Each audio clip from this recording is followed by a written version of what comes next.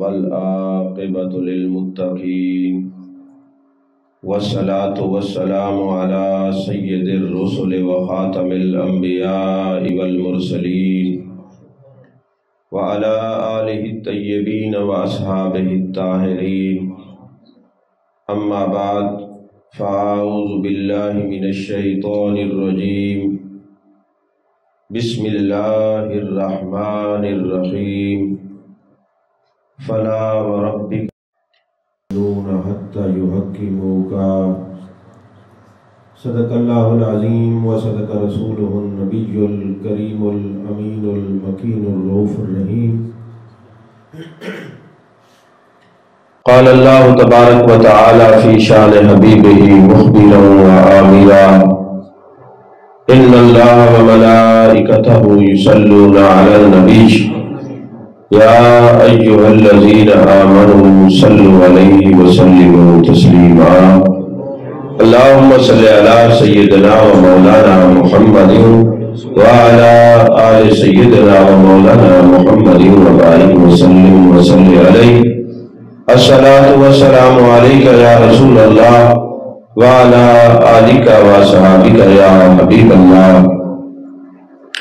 تمام تعریفیں اللہ تبارک و تعالیٰ کے لیے ہیں، جو خالق کائنات بھی ہے، مالک شش جہات بھی، جو احد بھی ہے، صمد بھی ہے، جس کی شان لم یلد بھی ہے ولم یولد بھی. لا تعداد درود و سلام بارگاہ سید الانام، شفیع رحمت، والی امت، شاہ خوباں، جان جانا، شہنشاہ حسینہ، سید سروراں، سیاہ لامکاں، تتیمہ دوراں، سرخیل دوہرا جمالا، رازدان ماوہا، شاہد ماتوا، صاحب علم نشرہ، معصوم آمنہ، احمد مجتبہ، حضرت محمد مصطفیٰ صلی اللہ علیہ وآلہ وسلم وبارک وسلم کی دربار ناز میں اپنی عقیدتوں، ارادتوں، محبتوں کا خراج پیش کرنے کے بعد علماء کرام، سادات کرام اور میرے آقا کریم صلی اللہ علیہ وسلم کے سچے غلاموں، اللہ کی توفیق اور عطا سے آج پھر ہم محبوب علیہ السلام کا ذکر سننے اور سنانے کے لیے اکٹھے ہیں. میرے آقا علیہ السلام کا ذکر ہر عاشق کے مقدر میں ہے. نبی کے ذکر سے اعراض کرنے والے جتنی کوشش کریں، جب وہ قرآن پاک کی تلاوت کریں گے تو انہیں محبوب کی آمد کا ذکر بھی کرنا ہی پڑے گا. لَقَدْ جَاءَكُمْ رَسُولٌ مِّنْ أَنفُسِكُمْ جب بھی پڑھیں گے اس میں آمد مصطفیٰ صلی اللہ علیہ وآلہ وسلم کا ذکر ہے. قَدْ جَاءَكُمْ مِنَ اللَّهِ نور تلاوت کریں گے تو اس میں اللہ نے فرمایا آ گیا تمہارے پاس ایک نور. یہ جو نعت میں جملہ پڑھتے ہیں نا، نور والا آیا ہے، نور لے کے آیا ہے، یہ اسی آیت کا ترجمہ ہے. قَدْ جَاءَكُمْ مِنَ اللَّهِ نُورٌ وَكِتَابٌ مُبِينٌ. تحقیق تمہارے پاس ایک ایسا نور آیا ہے کہ جو نور والی کتاب لے کے آیا ہے. یعنی جب بھی آپ یہ قرآن کی آیت پڑھیں گے تو آپ نے تو میلاد پڑھ لیا، اور اللہ نے فرمایا وَرَفَعْنَا لَكَ ذِكْرَكَ، محبوب ہم نے آپ کی خاطر آپ کا ذکر بلند کیا ہے. جہاں اور صورتیں ہیں، یہ بھی صورت ہے کہ جو بلند نہ کرنا چاہے وہ بھی اس کی زبان سے اللہ بلند کروا دیتا ہے. اور فرمایا کہ وَمَا أَرْسَلْنَاكَ إِلَّا رَحْمَةً لِلْعَالَمِينَ جب پڑھیں گے تو محبوب کی عظمت کا اظہار آپ کی زبان پر ہو جائے گا. إِنَّ اللَّهَ وَمَلَائِكَتَهُ يُصَلُّونَ عَلَى النَّبِيِّ یا ایھا الذین آمنوا صلوا علیہ وسلموا تسلیما جب پڑھیں گے اس وقت بھی عظمت مصطفیٰ کا اظہار ہو جائے گا. ما کان محمد ابا احد من رجالکم ولکن رسول اللہ وخاتم النبیین پڑھیں گے تو عظمت مصطفیٰ کا اظہار ہو جائے گا. تو اب انکار کرنے والے بھی ذکر رسول کرتے ہیں، اقرار کرنے والوں کے مقدر میں لکھا گیا کہ ہر وقت محبوب کا ذکر کریں گے. وہ چاہے اجتماع ہو، چاہے گھر میں ہوں، چاہے کسی جگہ پہ ہوں، وہ اپنے محبوب کا ذکر کرتے ہیں۔ کبھی وہ کہتے ہیں میرے محبوب کے والضحیٰ کا چہرہ ہے، واللیل کی زلفیں ہے، ما زغى البصر وما طغى کے کاجل والی آنکھیں ہیں، ید اللہ والے ہاتھ ہیں، لسان اللہ والی زبان ہے، علم نشرہ کا سینہ ہے، طٰہٰ کا تاج ہے، یاسین کا سیرہ ہے۔ وہ کبھی محبوب کے کمالات بیان کرتے ہیں، کبھی محبوب کے معجزات بیان کرتے ہیں۔ آخر کیوں نہ کریں کہ خدا بھی ہر وقت محبوب کی عظمت کا اظہار کرتا ہے، بیان کرتا ہے، اور جو خدا کے ماننے والے وہ بھی ہر وقت ذکر رسول ہی کرتے رہتے ہیں۔ عزیزان محترم، اللہ نے قرآن میں فرمایا فلا وربک لا یؤمنون حتی یحکموک، محبوب تیرے رب کی قسم، محبوب تیرے رب کی قسم، لا یؤمنون، وہ مومن ہی نہیں ہے، حتی یحکموک، جب تک تجھے اپنا حاکم نہ مان لے۔ اب اللہ تبارک و تعالیٰ نے فرمایا فلا وربک، محبوب تیرے رب کی قسم، ہمارا رب نہیں ہے، زمین آسمان کا رب نہیں ہے، کائنات کا رب نہیں ہے، اللہ تو سب کا رب ہے۔ فرماتے محبوب تیرا رب کہلانے میں تیرا خدا بھی فخر محسوس فرماتا ہے۔ اور عقائد کی کتابوں میں یہ بات لکھی ہوئی ہے، خطابت میں اگر یہ بیان کی جائے تو کفر ہے، اگر پڑھانے یا سمجھانے کی غرض سے کی جائے تو پھر کفر نہیں۔ عقیدہ کی کتابوں میں عقائد ہم بچوں کو پڑھتے ہیں، پڑھاتے ہیں، خود بھی پڑھا ہے، تو بعض سچ ہیں ان کو بیان کرنے سے کفر آتا ہے سچ مگر زبان سے نکلا، سمجھانے اور پڑھانے کے لیے نہیں، خطابت کے انداز میں اگر کسی نے کہا تو بات سچ ہے مگر وہ دائرہ اسلام سے فارغ ہو جاتا ہے۔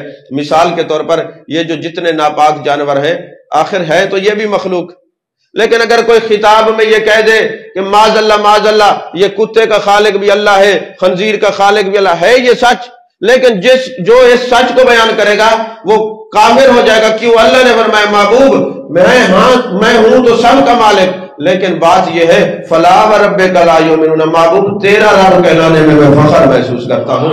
جب بھی مجھے کوئی کہے، رب کعبہ کہے، رب بیت اللہ کہے، رب محمد کہے، مجھے والضحیٰ کے چہرے والے محبوب کا رب کہے، کیونکہ میں اس بات پر خوش ہوتا ہوں کہ کوئی مجھے میرے محبوب کا رب کہے۔ تو فرمائے فلا وربک، محبوب تیرے رب کی قسم، لا یؤمنون، وہ مومن نہیں ہے، حتی یحکموک، جب تک وہ تجھے اپنا حاکم نہ مان لے۔ اب جو حاکم مانے گا، حاکم کو ماننے کی کچھ شرائط ہیں جو علماء مفسرین نے بیان کی ہیں۔ فرمایا جس کو حاکم مانا جائے گا اس کو حاکم کے ساتھ ساتھ زندہ بھی مانا جائے گا۔ مثال کے طور پر گزشتہ ادوار میں کتنے مختلف ممالک کے حاکم آئے۔ پاکستان میں آپ کسی کا نام لیں کہ جی فلاں جو تھا اس سن میں فلاں تھا، بعد میں وہ فلاں تھا، بعد میں فلاں تھا، آپ یہ تو نہیں کہتے فلاں ہے، کیوں؟ اب وہ ختم ہو گیا، وہ چلا گیا، اب وہ جو تھے کے سیغے میں آئے گا، ہے کہ نہیں؟ فرمایا محبوب پہلی شرط یہ ہے کہ مومن وہ ہے جو تجھے اپنا حاکم مانے، اگر حاکم مانے گا تو اس کو ماننا پڑے گا جس کی حاکمیت ہے وہ نبی آج بھی زندہ ہے، اور اگر حاکم مانے گا تو نبی کے اختیارات بھی ماننے پڑیں گے۔ یہی وجہ ہے میرے آقا علیہ السلام نے فرمایا لوگو میرے 2 وزیر آسمان پر ہیں، 2 وزیر زمین پر ہیں، اور آسمان پہ جبرائیل و میکائیل میرے وزیر ہیں، زمین پہ ابو بکر و عمر میرے وزیر ہیں۔ تو میرے آقا علیہ السلام نے بتایا وزارت بندے کی وہاں تک ہوتی ہے جہاں تک اس کی حاکمیت ہے، تو لہٰذا زمین پر بھی حاکمیت تیرے مصطفیٰ کی ہے، آسمان پر بھی حاکمیت میرے مصطفیٰ کی ہے۔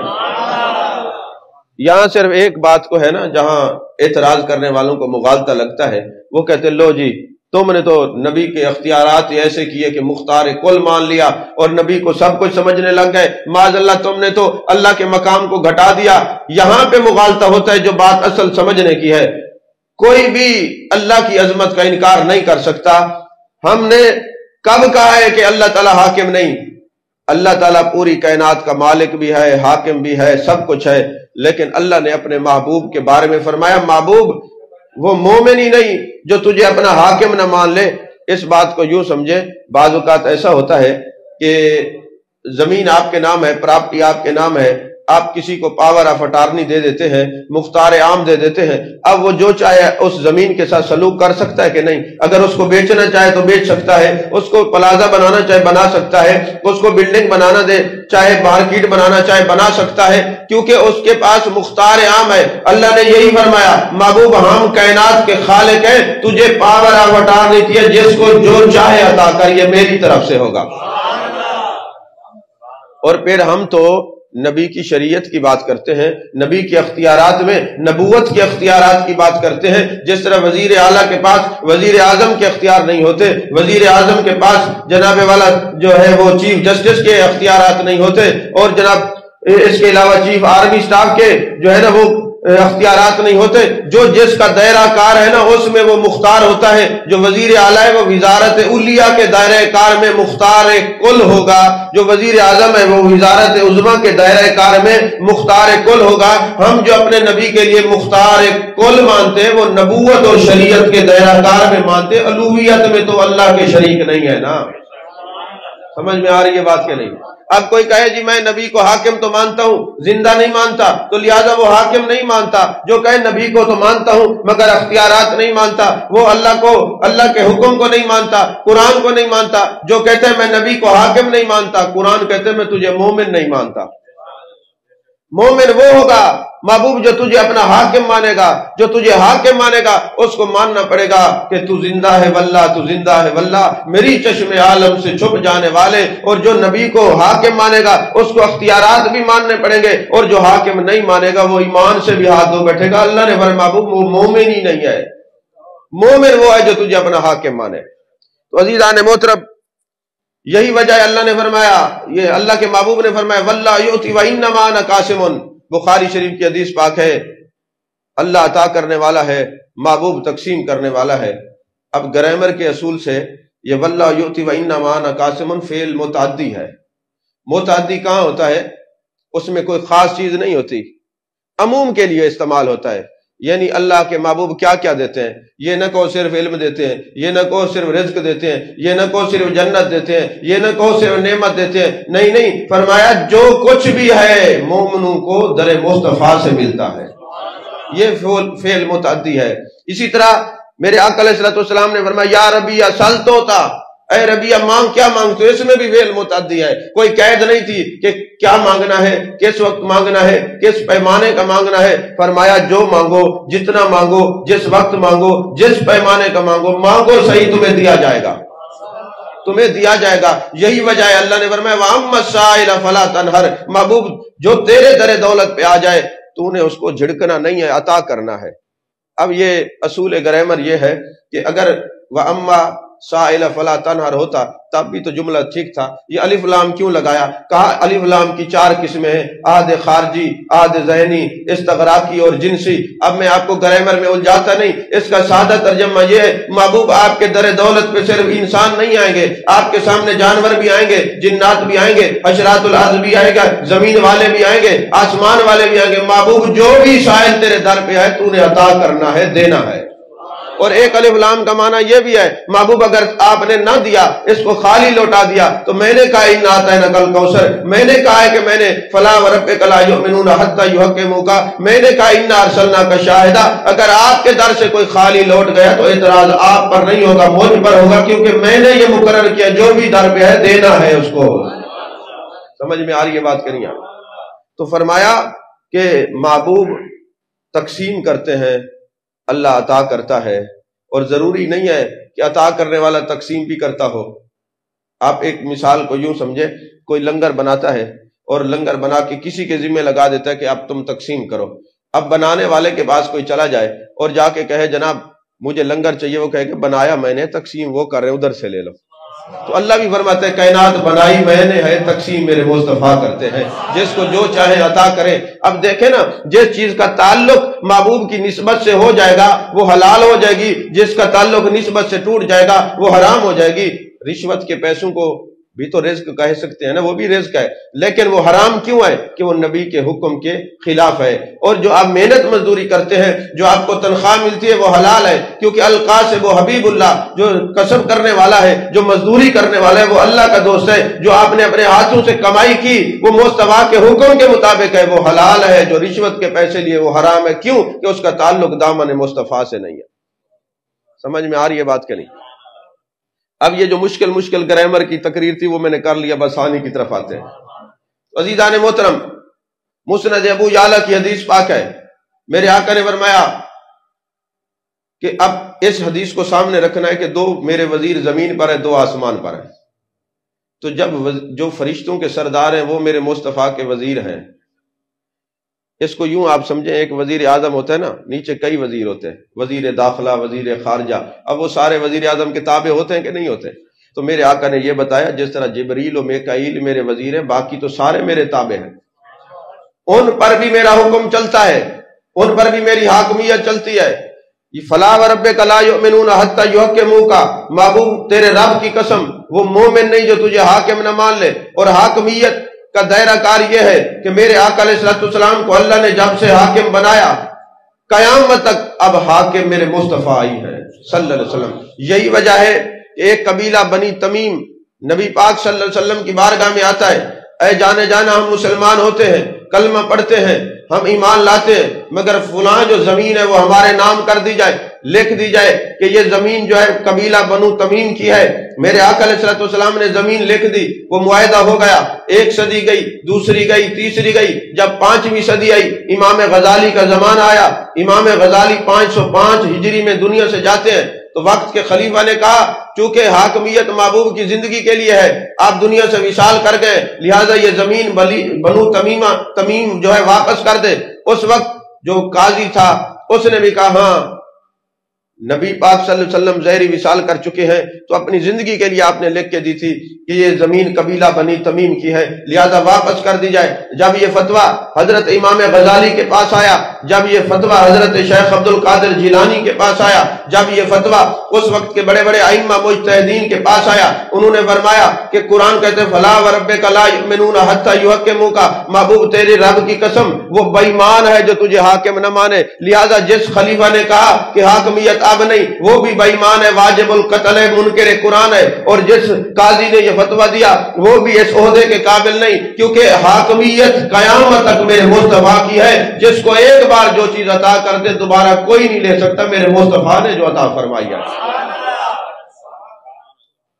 عزیزان محترم، مسند ابو یعلا کی حدیث پاک ہے، جب جنگ بدر ہوئی، اب میرے آقا علیہ السلام نماز پڑھ رہے ہیں اور نماز میں مسکرا رہے ہیں، نماز میں مسکرا رہے ہیں۔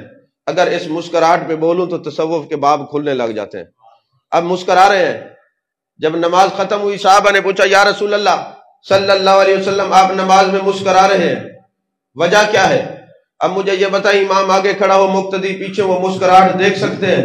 تو بخاری شریف کی حدیث گواہ ہے، مسند ابو یعلا کی حدیث گواہ ہے کہ جب صحابہ کھڑے ہوتے تھے وہ رخ مصطفیٰ کو تکتے رہتے تھے، ان کی نمازیں نہیں ٹوٹتی تھی۔ میرے آقا یہ نہیں فرماتے تھے تم نماز میں مجھے دیکھ رہے ہو نماز ٹوٹ گئی، فرمایا تمہارا منہ کعبے سے ہی پیرا ہے نا، کعبے کی طرف ہو گیا، نماز ٹوٹتی نہیں ہے، کیونکہ رخ مصطفیٰ جو ہے وہ آئینہ ہے۔ اللہ نے فرمایا نا، حدیث قدسی ہے، اے محبوب فرما دے آن امیرت و جمال اللہ، آن امیرت و جمال الحق، میں اللہ کے جمال کا آئینہ ہوں۔ تو آئینے میں اگر آپ بات کریں ذرا سمجھیں نا تو پتہ چلے گا۔ آپ شیشے کے سامنے کھڑے ہو نا تو پوچھیں کیا کر رہے ہیں، آپ کہتے ہیں شیشہ دیکھ رہے ہیں، حالانکہ آپ جھوٹ بول رہے ہیں، شیشہ نہیں دیکھ رہے ہوتے، دیکھ تو اپنے آپ کو رہے ہوتے۔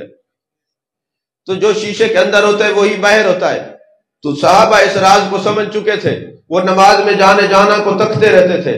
یا رسول اللہ آپ مسکرا رہے ہیں، وجہ کیا ہے نماز میں مسکرا رہے ہیں؟ میرے آقا نے فرمایا یہ جو 5000 فرشتے آئے تھے نا جنگ بدر میں، ابھی یہ واپس گئے ہیں اللہ کی بارگاہ میں، اور اللہ نے فرمایا فرشتوں جب تم واپس آئے ہو میرے محبوب سے اجازت لی ہے یا بغیر اجازت اوپر آ گئے ہو؟ تو جاؤ، جب تک میرے آقا تمہیں اجازت نہ دے، میرے محبوب اجازت نہ دے، میرے محبوب میرے نبی میرے رسول اجازت نہ دے، واپس نہ آنا، کیونکہ میں نے اپنے نبی کو حاکم بنایا ہے، اب حکم میرے مصطفیٰ کا چلے گا، وہ حکم دے تو واپس آنا، اگر حکم نہ دے تو وہیں ان کی خدمت میں رہنا۔ اب وہ 5000 فرشتہ واپس آتا ہے، میرے آقا علیہ السلام سے اجازت لیتا ہے. اب میرے آقا کی نگاہ ناز کو دیکھیں، کھڑے مقام احسان پر ہیں، نماز پر ہیں، وہ رب کا اور فرشتوں کا کلام بھی سن رہے ہیں، مسکرا بھی رہے ہیں. اور میرے آقا علیہ السلام کو اللہ نے فرمایا محبوب میں نے حاکم بنایا ہے، اب یہ جو وزیر ہے نا آپ کے، یہ آپ کی مرضی پہ چلیں گے. میں نے کائنات کا جو ہے نا میں خالق ہوں، مالک، محبوب آپ کو بنایا ہے. اب یہ آپ کی بارگاہ میں آئیں گے، اجازت لے کے ہی جہاں جانا ہوگا جائیں گے. عزیزان محترم، اسی طرح حضرت عبد الرحمن بن عوف رضی اللہ تعالیٰ عنہ جب جنگ احد ہوتی ہے تو حضرت حارث بن دمہ رضی اللہ تعالیٰ عنہ دیکھتے ہیں محبوب علیہ السلام تشریف فرما ہے. ایک کھائی تھی، وہاں محبوب جلوہ گر تھے. تو جیسے انہوں نے دیکھا، حضرت حارث نے دوڑ کے محبوب علیہ السلام کے پاس گئے. میرے آقا علیہ السلام نے پوچھا اے حارث یہ بتاؤ عبد الرحمن بن عوف کہاں ہے؟ انہوں نے عرض کی حضور ابھی وہ پہاڑ سے نیچے اتر رہے تھے تو کافی سارے جو مشرکین ہیں انہوں نے گھیر لیا ہے، ان پر حملہ کرنا چاہ رہے تھے. میں نے بھی کہا ہے کہ جا کے ان کی حفاظت کروں، لیکن آقا کافی دیر ہو گئی تھی، آپ کے جمال جہارہ کو تکا نہیں تھا، آپ کو دیکھا نہیں تھا. حضور آپ کے لیے میں آ گیا ہوں. اب حضرت عبد الرحمن بن عوف اکیلے ہیں اور مشرکین کے اندر گھرے ہوئے ہیں. میرے آقا نے فرمایا میں نے فرشتوں کی ڈیوٹی لگا دی ہے، وہ عبد الرحمن بن عوف کی حفاظت کر رہے ہیں. پھر حضرت حارث کہتے میں دوڑ کے گیا کہ ابھی جانے کائنات مصطفیٰ جان رحمت صلی اللہ علیہ وسلم نے ارشاد فرمایا ہم نے فرشتوں کی ڈیوٹی لگا دی ہے، ذرا جا کے دیکھو فرشتے ڈیوٹی کیسے کر رہے ہیں. کہتے جب میں گیا تو وہ مشرکین جو تھے وہ 7 تھے. میں نے پوچھا اے عبد الرحمن بن عوف کیا ہوا، یہ 7 قتل ہوئے پڑے. کہتے یار مجھے سمجھ نہیں آتی، میں نے تو 2 کو قتل کیا ہے، 5 کو کون قتل کر گیا ہے. میں نے کہا صدقتا یا رسول اللہ، آپ نے سچ فرمایا، واقعی زمین والے بھی آپ کی بات مانتے ہیں، عرش بری والے بھی آپ کی بات مانتے ہیں. میں نے کہا اے عبد الرحمن بن عوف ابھی جانا نے فرمایا ہم نے فرشتوں کی ڈیوٹی لگا دی ہے، 2 کو تو تم نے قتل کیا، 5 کو فرشتے ان کا کلا کما کر گئے ہیں. میرے آقا کی بات فرشتے بھی مانتے ہیں، میرے آقا کی حاکمیت زمین پر بھی ہے، آسمان پر بھی ہے. عزیزان محترم، اسی طرح حضرت عاصم بن ثابت رضی اللہ تعالیٰ عنہ محبوب کے صحابی ہیں. اور جب یہ غزوہ رجی ہوا، یہ غزوہ رجی جو ہے یہ ہجرت کے 4تھے سال بعد ہوا ہے. اب کتنے غزوات ہیں، 83 جنگیں ہوئی ہیں. تو یہ غزوہ رجی عموماً یہ غیر معروف ہے، آپ لوگوں نے نام ہی پہلی دفعہ سنا ہوگا.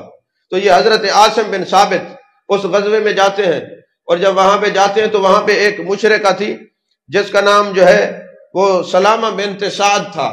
وہ سلامہ بنت سعد نے اعلان کیا تھا کہ جو مجھے حضرت عاصم کا سر اتار کے لے کے آئے گا میرے پاس، میں اس کو 100 اونٹ سرخ اونٹ دوں گی. سرخ جو اونٹ ہوتے ہیں آج بھی سعودی عرب کے لوگ ان کے بڑے دلداد ہیں، ان کو بڑا پسند کرتے ہیں. تو کہا سرخ اونٹ دوں گی، اور میں نے یہ منت مانی ہے، یہ ارادہ کیا ہے، تہیہ کیا ہے کہ عاصم کے سر کی کھوپڑی اتار کے اس سر کی کھوپڑی کے اندر شراب پیوں گی. یعنی اتنا بغض رکھتی تھی وہ اللہ اور اس کے رسول صلی اللہ علیہ وسلم کے صحابہ کے، میرے آقا کے صحابہ کے ساتھ، اللہ اور اس کے رسول کے ساتھ بغض رکھتی تھی. اب حضرت عاصم بن ثابت رضی اللہ تعالیٰ عنہ شہید ہو گئے. اب مشرکین نے کہا بھی ان کا سر قلم کر کے وہ بنت سلامہ بنت سعد کے پاس لے جاتے ہیں تو ہمیں 100 اونٹ دے گی، اس کی جو ارادہ ہے وہ پورا ہو جائے گا. لیکن وہاں پہ جب مشرکین جاتے ہیں تو کسی نے جا کے جانے کائنات مصطفیٰ جان رحمت صلی اللہ علیہ وسلم کو خبر دی، یا رسول اللہ صلی اللہ علیہ وسلم وہ حضرت عاصم بن ثابت کو اسی طرح سر قلم کر کے وہاں لے جانا چاہتے ہیں. میرے آقا نے فرمایا ہم نے شہد کی مکھیوں کی ڈیوٹی لگا دی ہے، وہ حفاظت کر رہی ہیں، حضرت عاصم کے جسم مبارک کے قریب نہیں جا سکتی. اب وہ مشرک جب بھی جاتے نا یہ شہد کی مکھیاں ان کو چمٹ جاتی اور ان کو کاٹتی، پھر یہ بھاگ جاتے. اب سارا دن گزر گیا، حضرت عاصم کے جسم مقدسہ کی حفاظت شہد کی مکھیاں کر رہی ہیں. انہوں نے کہا رات کو مکھیاں اپنے چھتوں میں چلی جاتی ہے، پھر جائیں گے، لیکن رات کو گئے تو پہلے سے بھی زیادہ تھی. آخر کار پر اتنی تیز اندھیری چلی کہ حضرت عاصم کے جسم کو اٹھا کے آندھی دور لے گئی. اور جب آندھی دور لے گئی تو حضرت مولا کائنات حضرت علی کرم اللہ وجہہ الکریم نے آقا علیہ السلام کی بارگاہ میں سوال کیا آقا یہ تو پتہ چلتا ہے زمین آسمان میں ہر کوئی آپ کی بات مانتا ہے، شہد کی مکھیوں نے آپ کے کہنے پہ خوب چوکیدارہ کیا ہے، حضرت عاصم کے جسم مقدسہ کے قریب نہیں آنے دیا، لیکن آخر وجہ کیا ہے کہ ان کے قریب کیوں نہیں گئے؟ میرے آقا نے فرمایا اے علی تم اس بات کو جانتے ہو حضرت عاصم جب بھی اٹھتے بیٹھتے تھے دعا کرتے تھے اے اللہ میرے جسم کو مشرکین کے ہاتھوں سے محفوظ رکھنا۔ اب چونکہ وہ مقام شہادت پر پہنچ چکے ہیں، شہید اشد سے ہے، اشد کا معنی دیکھنا ہے، اب وہ جمال جہاں آرا کو تک چکے ہیں، دیدار خداوندی میں محو ہیں، انہوں نے وہاں عرض کی ہے، اللہ نے ان کی حفاظت کے لیے شہد کی مکھیوں کو مقرر کیا ہے، ان کی دعا قبول کی ہے، اب کوئی مشرک ان کے جسم کے قریب نہیں آ سکتا۔ شہد کی مکھیوں سے مجھے ایک بات یاد آئی کہ اللہ کرے آپ کو میری بات سمجھ آ جائے۔ ایک دفعہ ایسا ہوا کہ علامہ دمیری علیہ رحمہ نے شہد کی مکھیوں پر ایک تحقیق لکھی ہے، کتاب 2 جلدوں میں ہے، اصل تو عربی میں ہے۔ انہوں نے لکھا کہ مثنوی شریف کے اندر کچھ حصہ ہے، کچھ علامہ دمیری نے بیان کیا، میں ملا کے عرض کر رہا ہوں۔ ایک دن میرے آقا علیہ السلام تشریف فرما تھے، ایک جنگ سے واپس آئے تو کھانے کے لیے سالن نہیں تھا، روٹیاں موجود تھیں، روٹیاں موجود تھی تو شہد کی مکھی آئیں، ایک دو آ کے سرکار کے گرد بن بنانے لگ گئیں۔ میرے آقا نے فرمایا علی اس کے ساتھ جاؤ، یہ مکھیاں آئی ہیں اور عرض کرتی ہیں حضور غار کے اندر ہم نے شہد کا چھتا لگایا ہوا ہے اور آپ جائیں غلاموں کو بھیجیں یہ شہد لے آئیں تاکہ آپ روٹی کے ساتھ تناول فرمائیں۔ اچھا وہ شہد لے کے جب صحابی آ گئے نا پھر وہ آ کے بن بنانے لگ گئیں۔ جیسے بن بنانے لگی تو صحابہ نے پوچھا یا رسول اللہ صلی اللہ علیہ وسلم یہ مکھیاں آپ کو کیا کہہ رہی تھی؟ میرے آقا نے فرمایا یہ تو کچھ نہیں کہہ رہی تھی، میں نے ایک سوال کیا، میرے سوال کا جواب دے رہی تھی، میرے سوال کا جواب دے رہی تھی۔ یا رسول اللہ صلی اللہ علیہ وسلم آپ نے کیا سوال کیا ہے؟ میرے آقا نے فرمایا میں نے ان سے پوچھا ہے جب تم رس لینے کے لیے جاتی ہو پھلوں پہ بیٹھتی ہو، کسی کا رس کا ذائقہ ترش ہوتا ہے، کسی کا کھٹا ہوتا ہے، کسی کا پھیکا ہوتا ہے، لیکن جب یہ شہد بنتی ہے یہ میٹھی کیوں ہوتی ہے؟ تو مجھے شہد کی مکھیوں نے کہا یا رسول اللہ صلی اللہ علیہ وسلم اللہ نے ہمیں القاء کیا ہے کہ جب بھی ہم وہ رس لے کے آتی ہیں آپ کی ذات پہ درود و سلام پڑھتی ہوئی آتی ہیں، آپ کی درود کی وجہ سے یہ کھٹاس مٹھاس میں بدل جاتی ہے۔ مولانا روم نے کہا اے نبی کے امتیو تمہیں مبارک ہو، جس طرح شہد کی مکھی کی کھٹاس مٹھاس میں بدل جاتی ہے تم بھی کثرت سے درود پڑھا کرو تاکہ تمہارے گناہ نیکیوں میں بدل جائیں، گناہ نیکیوں میں بدل جائیں۔ یہی سبب ہے جو کندھوں پہ فرشتے بیٹھے ہیں وہ بیک وقت ہلتے نہیں، بیک وقت کام نہیں کرتے، یہ نیکیاں لکھتا ہے یہ برائیاں لکھتا ہے، جب کوئی نیکی کرتا ہے تو برائی نہیں کرتا، جب کوئی برائی کرتا ہے تو نیکی نہیں کرتا، جب کوئی نیکی کرتا ہے تو نیکی والا لکھتا ہے، جب کوئی برائی کرتا ہے برائی والا لکھتا ہے۔ کتب حدیث کے اندر تفسیر کے اندر محدثین نے لکھا واحد وہ عمل ہے درود شریف کہ جب آپ پڑھتے ہیں یہ دونوں فرشتے حرکت میں آتے ہیں، یہ 10 نیکیاں لکھتا ہے، یہ 10 گناہ مٹاتا ہے۔ اس کے علاوہ کوئی عمل نہیں کہ نیکی والا بھی حرکت میں آ جائے اور گناہ لکھنے والا بھی، واحد درود شریف ہے۔ تو عزیزان محترم علامہ دمیری نے بڑی خوبصورت بات لکھی، فرمایا یہ جو شہد کا چھتا ہے نا، جو شہد کی مکھیوں کی ملکہ ہوتی ہے، آج کل تو ویسے سوشل میڈیا پہ بھی کیمرے کے تھرو جو ہے نا سائنسدانوں نے یہ دکھا دیا کہ اس کے اوپر قدرتی تاج بنا ہوا ہے، میں نے یہ ویڈیو خود دیکھی ہے۔ مجھے آقا علیہ السلام کے فرمودات پر ویسے بھی ہمیں تو بن دیکھے یقین ہے الذین یؤمنون بالغیب، لیکن سائنس نے احکامات مصطفیٰ صلی اللہ علیہ وسلم کو واضح کر دیا۔ اب وہ جناب والا اس کو جناب قدرتی تاج بنائے، اور شہد کی مکھیاں اپنی ملکہ کو پیٹھ نہیں کرتی، پوشت نہیں کرتی، اس کی طرف منہ کر کے جاتی ہیں، جب جاتی ہیں تو الٹے قدم جاتی ہیں، اور وہ جو مکھیوں کی ملکہ ہے وہ بیٹھی رہتی ہے دروازے پر۔ جیسے یہ مکھیاں شہد لے کے آتی ہیں، وہ رس لے کے آتی ہیں، ہر آنے والی مکھی کا وہ منہ سونگھتی ہے، اگر اس کے منہ سے درود و سلام کی خوشبو آئے تو اپنے چھتے میں اپنے گھر میں جانے دیتی ہے، اور اگر اس کے منہ سے درود و سلام کی خوشبو نہ آئے تو اس کا سر قلم کر دیتی ہے، سر علیحدہ دھڑ علیحدہ۔ آپ کبھی یہ مشاہدہ کریں تو مکھیوں کا جہاں چھتا لگا ہوا ہوگا نیچے کافی ساری مکھیاں قتل بھی بڑی ہوتی ہیں، یہ وہ مکھیاں جو درود و سلام کی منکر ہیں، نہیں سمجھ آئی؟ یہ وہ مکھیاں جو درود و سلام نہیں پڑھتی۔ تو علامہ دمیری نے یہ لکھنے کے بعد ایک اشارہ دیا، فرمایا ہم سے تو وہ مکھیاں اچھی کہ اپنے گھر میں ان کو آنے دیتی ہیں جو درود و سلام والے ہیں، جو درود و سلام کی مکھیاں منکر ہیں ان کو آنے نہیں دیتی۔ ہم تو یہ نہیں دیکھتے جیسے ہمارا تعلق ہے یہ درود و سلام والا ہے یا منکر ہے، نہیں سمجھ آئی بات؟ ہاں یہ ذرا سمجھا کریں۔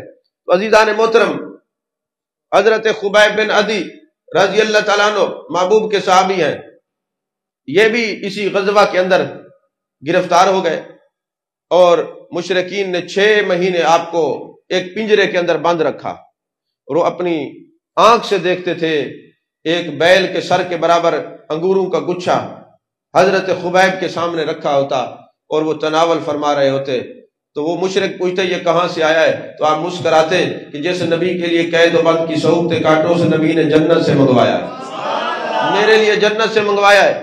اب وہ بیٹھے رہتے، اور ایک دن ایسا ہوا جب 6 مہینے گزرے تو انہوں نے کہا آج ہم تجھے جو ہے نا شہید کرنے لگے ہیں، تو تیری کوئی خواہش ہے تو بتا۔ اس سے پہلے ایک دن وہ کہتے ہیں کہ ہم تجھے خنزیر کا گوشت کھلاتے ہیں، تو یہ کھا لے، ہم تجھے چھوڑ دیں گے۔ تو حضرت خبیب نے کہا دین کا یہ مزاج ہے کہ حالت اضطرار میں جو چیز حرام ہوتی ہے نا وہ حلال ہو جاتی ہے جان بچانے کے لیے، لیکن اس کا طریقہ کار یہ ہے کہ اگر کوئی یہ کہے یہ حرام چیز کھا لو تب ہم تجھے چھوڑیں گے، تو اتنا کھائے کہ صرف جان بچانے کے لیے، یہ نہیں کہ شروع ہی ہو جائے پیٹ بھر کے، پیٹ بھر کے نہیں کھانا ہوتا، یہ مسئلہ ہے۔ حالت اضطرار میں جائز ہے، لیکن اے نبی کے دشمنوں میں جان دے دوں گا مگر میں اضطرار کے حکم پر عمل اس لیے نہیں کروں گا۔ میں جب خنزیر کا گوشت کھاؤں گا تم میرے نبی کے دشمنوں تم خوش ہو جاؤ گے، میں اپنی زندگی میں نبی کے دشمنوں کو خوش کر ہی نہیں سکتا۔ یہ جاتے ہوئے یہ پیغام دے گا کہ نبی کے دشمن جب نبی سے خوش نہیں، تمہارے تو کوئی رشتہ دار تو نہیں لگتے۔ اور آپ اگر اندازہ لگائیں تو سب سے زیادہ جلتے ہی رشتہ دار ہیں، عجب سلگتی ہوئی لکڑیاں ہیں، رشتہ دار نزدیک ہوں تو جلنے لگے، دور ہوں تو دھواں دے، تو یہ سب سے زیادہ یہی جلتے ہیں۔ تو کیسے ہی تعلق کیوں نہ، تعلق رشتہ داری پر نہیں ہے، ہمارا کوئی رشتہ دار نہیں ہے، ہمارا وہ رشتہ دار ہے جو مدینے کے تاجدار کا ماننے والا ہے، نبی سے محبت رکھنے والا ہے۔ حضرت خبیب رضی اللہ تعالیٰ نے کہا میں اگر یہ کھا لوں تو تم خوش ہو جاؤ گے، میں اپنی زندگی میں نبی کے دشمنوں کو خوش نہیں کر سکتا، بے شک میری جان چلی جائے۔ اور پھر حضرت خبیب بن عدی جو ہے اس عالم میں تھے کہ جب آپ کو سولی پہ لٹکایا گیا، آپ کو پھانسی دے کے شہید کیا گیا، سولی پہ لٹکایا گیا، تو آپ جو ہے نا آپ نے مکے والوں کے لیے، مشرکین کے لیے بد دعا دی۔ اس وقت جو لوگ وہاں پہ موجود تھے وہ زمین پہ لیٹ گئے، ان کا خیال یہ تھا کہ زمین پہ لیٹ جاؤ، بد دعا اثر نہیں کرتی۔ جو لوگ بعد میں مسلمان ہوئے ہیں وہ بھی کہتے ہیں ان کی بد دعا کا اثر ہوا، کئی لوگ غیر معروف ہو گئے، اور کئی لوگوں کا نام کوئی نہیں لیتا تھا، کوئی جناب والا لوگوں کے ذہنوں سے ان کے نام نسیم منسیہ ہو گئے، اثر ضرور ہوا۔ تو حضرت سعید بن عامر جو تھے وہ کھڑے کھڑے بے ہوش ہو جاتے تھے۔ حضرت فاروق اعظم نے پوچھا تجھے کیا ہوتا ہے؟ کوئی دورہ پڑتا ہے کھڑے ہو کے بے ہوش ہو جاتے ہو؟ میں تجھے ایک عمل بتاتا ہوں، یہ کر لے تو ٹھیک ہو جائے گا۔ تو لیکن بتا صحیح تجھے ہوتا کیا ہے؟ کہتے ہیں وہ تنہا تھے، عاشق رسول تھے، وہاں کوئی مسلمان نہیں تھا، اکیلے سولی پہ کھڑے تھے، مگر ان کا چہرہ چمک رہا تھا، وہ جانے جانا کی محبت میں کھڑے ہو کے سولی پر بھی نبی کی عظمتوں کا پرچار کر رہے تھے۔ ارے جب میں وہ کیفیت میں مبتلا ہوتا ہوں، وہ حال میری نظر کے سامنے آتا ہے، میں بے ہوش ہو جاتا ہوں۔ وہ سعید بن عامر اکثر جو ہے نا بے ہوش ہوتے، لیکن آخری وقت جب حضرت خبیب کو سولی پہ چڑھانے لگے، اب دو باتیں بڑی قابل توجہ ہے حدیث پاک میں، اصل یہ صحیح بخاری میں حدیث ہے، شواہد النبوت میں ہے، شواہد الحق میں ہے، دلائل النبوت میں ہے، یہ سارے میں ملا کے عرض کر رہا ہوں۔ دو باتیں بڑی قابل توجہ ہے جو دل کی تختی پہ لکھنے کے قابل ہے، عاشقان مصطفیٰ صلی اللہ علیہ وسلم کے لیے مینار نور ہے۔ ایک تو یہ تھا کہ جب آپ کو سولی پہ چڑھایا گیا نا، کعبے سے آپ کا منہ پھیر دیا، کعبے سے منہ پھیرا، مدینے کی طرف کر دیا، آپ مسکرائے، فرماتے کوئی بات نہیں، تم نے کعبے سے منہ پھیرا ہے، اللہ نے میرا منہ کعبے کی طرف کر دیا، میں اب اس پر بھی راضی ہوں۔ اور پھر جب سولی پہ آپ کو چڑھانے لگے، آپ نے اوپر دیکھا اور عرض کی یا ارحم الراحمین، اے میرے مالک، اس وقت کوئی مسلمان ہوتا تو یہ میں پیغام بھیجتا کہ میرے نبی کو میرا سلام کہنا اور عرض کرنا آقا آپ ایک غلام آپ کے لیے جان دے رہا ہے، اے اللہ اس وقت چونکہ کوئی مسلمان نہیں، میرا کوئی سلام کیسے پہنچائے، اب تیری بارگاہ میں عرض کرتا ہوں میرے نبی کو میرا سلام ضرور پہنچا دے۔ اور میرے آقا ادھر مسجد نبی شریف میں جلوہ گر ہیں، آنکھوں سے آنسو روا ہو گئے۔ حضرت اسامہ بن زید رضی اللہ تعالیٰ عنہ ساتھ تشریف فرما ہے، عرض کرتے ہیں جانے جانا جانے کائنات صلی اللہ علیہ وسلم وجہ کیا ہے، آپ یہ زارو قطار کیوں رو رہے ہیں؟ فرمایا ابھی اللہ نے مجھے خبیب کے سلام دیے ہیں، اور اللہ نے فرمایا ہے اے میرے محبوب اس وقت مسلمان کوئی نہیں جو تجھے سلام پہنچائے۔ حضرت خبیب نے مجھے میری بارگاہ میں عرض کیا میرے خدا میرے مصطفیٰ کی بارگاہ میں میرا سلام کہہ دینا۔ اگر ہم یہ کہتے ہیں کہ محبوب کی بارگاہ میں ہمیں سلام کہہ دینا، لوگ طنز کرتے ہیں جی دیکھو صحابہ نے یہ کہا ہے تو یہ صحیح بخاری کی روایت عرض کر رہا ہوں۔ حضرت خبیب نے کہا اے میرے رب میرے محبوب کی بارگاہ میں سلام کہہ دینا۔ اس لیے ہم کہتے ہیں اللہم صلی علی محمد، اے محبوب اے اللہ آپ اللہ کی اپنے محبوب کی بارگاہ میں درود بھیجیں، کیونکہ ہم اس قابل نہیں، ہم اپنے نبی کے مقام مرتبہ کو اس طرح سمجھ نہیں سکتے۔ تیرا محبوب ہے، تو نے بنایا ہے، محبوب کیسا ہے، اتنا حسین محبوب بنائے۔ اے اللہ ہم تیری بارگاہ میں عرض کرتے ہیں کہ ہمارا سلام تو اپنے محبوب کی بارگاہ میں پہنچا دے۔ تو یہ صحابہ کی سنت ہے، اور اللہ تبارک و تعالیٰ تو امانت میں خیانت نہ کرنے کا حکم دیتا ہے۔ جب آپ اللہ کی بارگاہ میں عرض کرتے ہیں اللہ درود بھیج، تو پھر اللہ بھی نام لے کے درود بھیجتا ہے، محبوب فلاں نے درود بھیجا، فرشتے بھی بھیجتے ہیں، یہ مختلف آرا ہے۔ تو عزیزان محترم، حضرت خبیب کو جب انہوں نے سولی پہ لٹکایا تو میرے آقا علیہ الصلوۃ والسلام نے اعلان کیا کون ہے، 40 دن آپ سولی پہ لٹکے رہے، 40 دن۔ اور کمال یہ ہے کہ جیسے جیسے ان کے جسم سے خون نکلتا تھا پورا علاقہ خوشبو سے معطر ہو جاتا تھا، یعنی آپ کے وجود مسعود سے جسم سے کوئی بدبو نہیں، خوشبو پھیلتی رہی۔ اب میرے آقا علیہ الصلوۃ والسلام نے اعلان کیا کہ تم میں سے کون ہے جو جائے اور بڑی احتیاط کے ساتھ میرے اس عاشق زار کو سولی سے اتارے۔ تو اس وقت حضرت زبیر بن العوام اور حضرت مقداد بن اسود رضی اللہ تعالی عنہم یہ دونوں تشریف لے گئے، چھپتے چھپاتے وہاں پہنچے اور حضرت خبیب بن عدی کے جسم مبارک کو زمین پر رکھا۔ جیسے زمین پہ رکھا تو زمین نے اس کو نگل لیا، اس لیے آپ کا لقب ہے بلیغ الارض، یعنی زمین نے نگل لیا۔ اسی طرح حضرت سیدنا صدیق اکبر کے ایک غلام تھے حضرت عامر بن فہیرہ رضی اللہ تعالیٰ عنہ، ان کو جب انہوں نے شہید کیا تو وہ آسمان کی طرف گئے، آج تک نہیں آئے، یہ ان کی کرامت تھی۔ اور اس کو دیکھ کے کئی لوگ مسلمان ہوئے کہ یہ وہ عاشق رسول تھا کہ جس کو اللہ نے عرش پہ خود اٹھا لیا ہے۔ جیسے حضرت خواجہ حسن بصری فرماتے ہیں میں نے ایک نوجوان کو دیکھا، میں نے پوچھا کہاں جا رہے ہو؟ کہتے اللہ کے گھر میں جا رہا ہوں۔ کس لیے جا رہا ہوں؟ حج کرنے کے لیے۔ کوئی زاد سفر نہیں ہے۔ کہا کس لیے رکھوں جب میرا مالک پوری کائنات کا مالک ہے، میرا خالق پوری کائنات کا خالق ہے، میں کسی اور پہ تکیہ نہیں کرتا، میں تو اللہ پر بھروسہ کرتا ہوں۔ کہتے میں نے دیکھا اتنا اللہ کا عاشق ہے، پھر بیت اللہ شریف جا کے گریہ زاری کر رہا ہے اور میں ان کو اپنی طرف متوجہ کرتا ہوں۔ کہتے حسن بصری مجھے اپنی طرف کاموں میں نہ لگا، میں اپنے رب کا عاشق ہوں۔ کہتے اس کے بعد اس نے ایک چیخ ماری، اس کی جان قفس انصری سے پرواز کر گئی۔ میں کفن لینے کے لیے گیا، جب واپس آیا تو جسم نہیں رکھا ہوا تھا۔ میں نے تلاش کیا، لوگوں سے پوچھا، انہوں نے کہا پتہ نہیں یہیں پڑا پڑا غائب ہو گیا۔ میں سجدہ ریز ہوا، میرے مالک یہ کون تھا، کہاں سے آیا تھا؟ یہ میں تیرا عاشق ہے، میں کفن لے کے آیا، جنازہ نہیں ملتا۔ خاطب غیبی سے آواز آئی حسن بصری جو ہمارے عاشق ہوتے ہیں ہم اس کو کسی کا محتاج نہیں چھوڑتے، تیرے کفن کا محتاج نہیں، ہم نے جنت میں اپنے پاس اس کو بلا لیا ہے، مت ڈھونڈو اس کو، مت ڈھونڈو۔ تو حضرت خبیب بن عدی رضی اللہ تعالیٰ عنہ یہ بلیغ الارض آپ کا لقب ہے، زمین نے نگل لیا آپ کو، زمین کے اندر چلے گئے۔ اور یہ جو دو صحابی گئے تھے زبیر بن عوام اور مقداد بن اسود، انہوں نے جو وہاں مشرکین تھے سب کو قتل کر دیا۔ اور جب یہ واپس آئے نا، جیسے ابھی یہ پہنچے ہیں تو میرے آقا علیہ الصلوۃ والسلام کی بارگاہ میں جبریل امی آئے، عرض کرنے لگے آقا آسمان پہ ہر فرشتے کی زبان پہ اور اہل عرش پہ نا یہ جو آپ کے دو غلام گئے نا جنہوں نے جا کے سولی پہ اتارے، سارے فرشتے اس پہ فخر کرے، اتنے عاشق رسول ہیں، اپنے جان کی پرواہ نہیں کی، مصطفیٰ کے احکامات کی پرواہ کرتے ہیں یہ لوگ۔ یعنی یہ محبوب کا ذکر کرنا، محبوب کی عظمتوں کا ذکر کرنا، یہ میرے آقا علیہ الصلوۃ والسلام اللہ کی سنت، محبوب کی اپنی سنت، پھر صحابہ کی سنت۔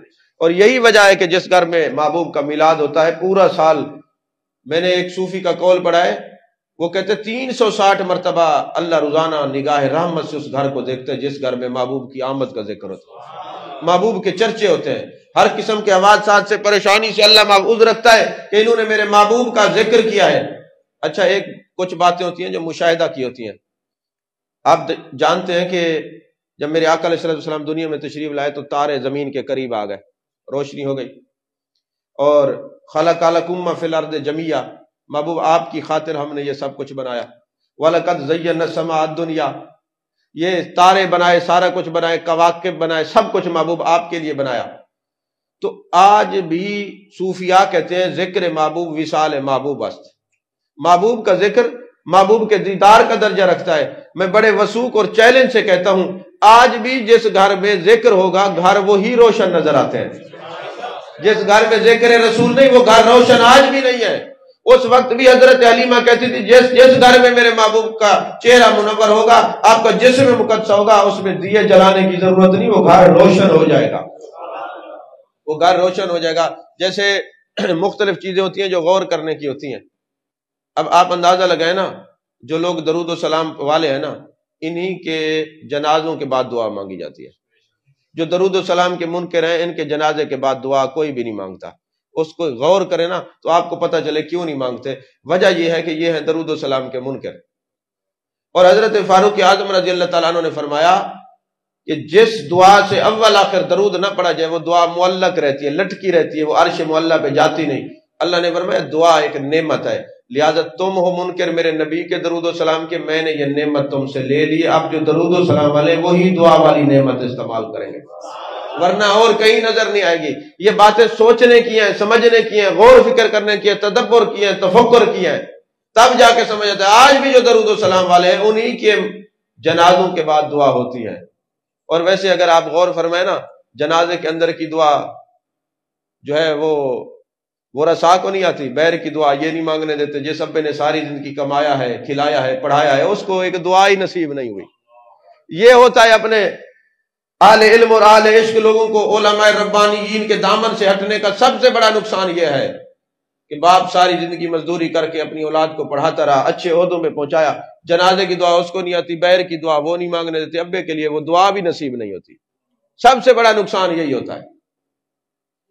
عزیزان محترم، اگر آپ تہہ دل سے سوچیں تو آپ کو یہ پتہ چلے گا کہ دین کا مزاج ایک ایسا ہے۔ آج جو بھی اٹھتا ہے نا علماء کے خلاف بولتا ہے۔ میں نے کہا تم جتنے پیسے والے ہو نا، تم بھی اپنا ایک ایک بچہ عالم بناؤ، چلو یہ جو آپ کہتے ہیں لوگ بھیک مانگتے ہیں یہ تو بند ہو جائے گی، آپ بھی ذرا۔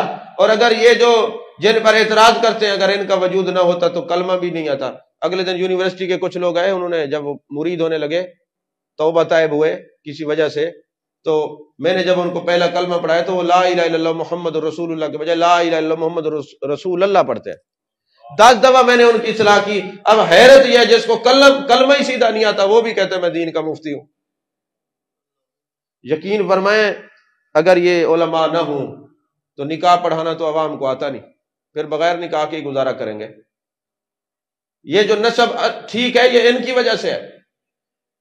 والد دنیا سے چلا جائے غسل دینا نہیں آتا، بھائی چلا جائے غسل دینا نہیں آتا، ونجو پکڑی آؤ مولوی صاحب کو، والے مولوی صاحب ڈاڈا یاد آتا۔ جنازہ پڑھانا تب بھی خود کو جنازہ نہیں آتا، یا جنازہ پڑھانے کی شرعی حدود و قیود کے حامل ہی نہیں ہے۔ تو اس لیے محبوب نے فرمایا خیرکم من تعلم القرآن وعلمہ۔ امام مقدسی نے بڑی خوبصورت بات لکھی، فرمایا میرے آقا نے جو فرمایا خیرکم من تعلم القرآن وعلمہ، آپ کی نگاہ دیکھ رہی تھی جو بھی اٹھے گا علماء کے خلاف بولے گا تو تمہیں علماء دل کو میلا کرنے کی ضرورت نہیں، تمہیں جو مرضی ہے کوئی کہتا رہے، تم یہ دیکھو تمہارے نبی نے تمہیں اچھا کہا ہے۔ خیرکم من تعلم القرآن وعلمہ۔ 2 حدیثیں عرض کر کے گفتگو ختم کر رہا ہوں، پھر نماز کا ٹائم بھی ہو گیا ہے، آپ نے تو جانا ہوگا۔ تو حضور والا میرے آقا کریم صلی اللہ علیہ وسلم کی حاکمیت کی بات ہے۔ میرے آقا جس کو زمین کو حکم دیں، آسمان کو حکم دیں، فرشتوں کو حکم دیں، چرند پرند کو حکم دیں، ہر چیز آپ کو حاکم مانتی ہے، حکم مانتی ہے۔ یہی وجہ ہے کہ میں اکثر حدیث سنایا کرتا ہوں، آپ نے پہلے بھی سنی ہے، میں نے پچھلے سے پچھلے سال یہاں بھی بیان کی تھی، لیکن چونکہ اب یہ مضمون کے ساتھ ہے سبق دوبارہ سن لیں، حدیث ہے تو وہی رہیں گی نا۔ بھائی میں اکثر بھی عرض کرتا رہتا ہوں اپنے نبی کی عظمت کے لیے کہ اگر کسی مسلمان کا ایکسیڈنٹ ہو جائے یا قتل ہو جائے اس کے کتا خون نہیں چاٹتے۔ وجہ کیا ہے؟ القلب لا یلغ فی دم مسلم، ایک بار میرے آقا کی زبان سے نکلا تھا کتو تم پر حرام ہے میرے امتی کا خون نہیں چاٹنا۔ آج 1450 سال بیت گئے، کتا آپ کے خون کے قریب نہیں آتا۔ کتے نے تو حاکمیت مان لی ہے، نہیں سمجھ آئی؟ کتا چاہے نسلی ہو یا لوسی کتا ہو، اس کو پتا ہے کہ میرے محبوب کا فرمان ہے اس مسلمان کے خون کے قریب نہیں جانا۔ پھر یہاں ایک سوال پیدا ہوتا ہے، کتا مسلمانوں کا خون تو نہیں چاٹتا، پھر کتا کاٹتا کیوں ہے؟